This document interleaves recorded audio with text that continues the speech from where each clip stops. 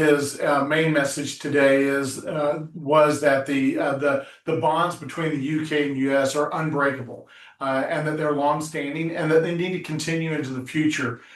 He spent a whole lot of his time today in this joint address making sure that he reaffirmed his commitment to the United States and the partnership that we have with the UK.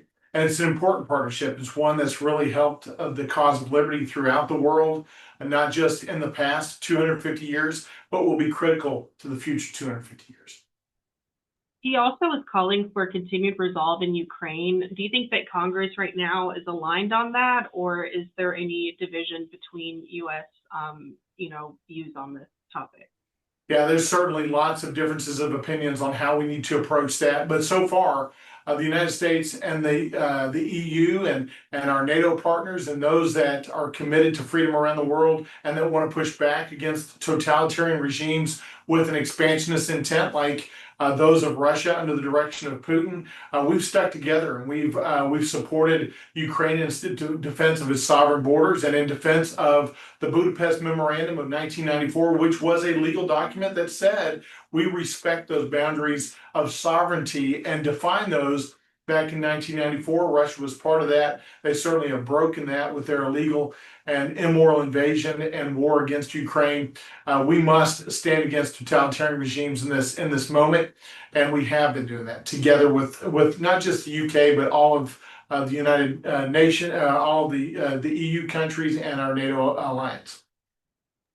Congressman, what stood out to you from his speech? What were some of the things that you were really tuning in for and listening for today? Yeah, one quote that I wrote down that I really loved, I wrote it down on as I was taking notes. He said this, he said, "The Christian faith is a firm anchor and daily inspiration that guides us both." I thought that was very instructive to hear, and I was so honored and appreciative that he would stand on that foundation. We know that we are a Judeo-Christian nation, one that stands on morality, and that's what sets us apart from the rest of the world. The United Kingdom was with us and continues to be with us in that regard, and I was glad to hear the King reaffirm that pledge to be continued to be rooted in the Christian faith.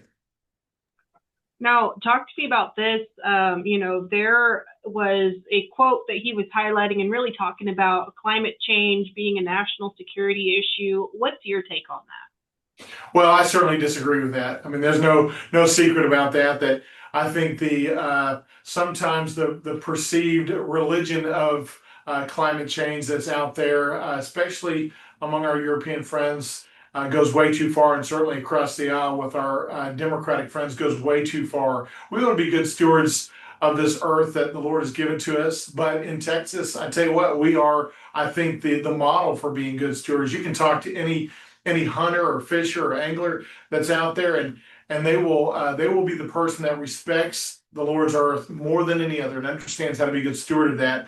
But this climatology that has driven a lot of our policies in the last couple decades, it is out of alignment with good stewardship, and it's out of alignment with what's best for this nation and this world. I want to get back to the quote that you were talking about with the Christian faith, and knowing that East Texans, for the most part, we live in such a faithful part of the country. How do you think, something like that being spoken about in Congress today, and knowing what people think about DC and politics and all of that, how does that resonate with East Texans and yourself? What would you say to that? Well, I think it resonates strongly with us because we know that we're a nation of liberty because we were founded on a gospel of liberty. And I find it also very important that when we were listening to King Charles today, as his eyes looked up, what he would have seen is a full face of Moses. If you've ever been to the House of Representatives, you see the profile figures of a number of lawmakers throughout international history, world history, for generations that are honored up above in the gallery, but only one is given the honor of a full face. The rest just a side profile. That full face is given to Moses because the Lord through him provided the first law, the first written law, and that was the Ten Commandments, which was evidence of the natural law of God, and which was and is today our foundation of our nation. And so it's pretty special to see Moses looking down on the dais of the Speaker of the House and above that dais, the words "In God We Trust," which were placed there in the 50s to remind us that we are indeed a nation of faith.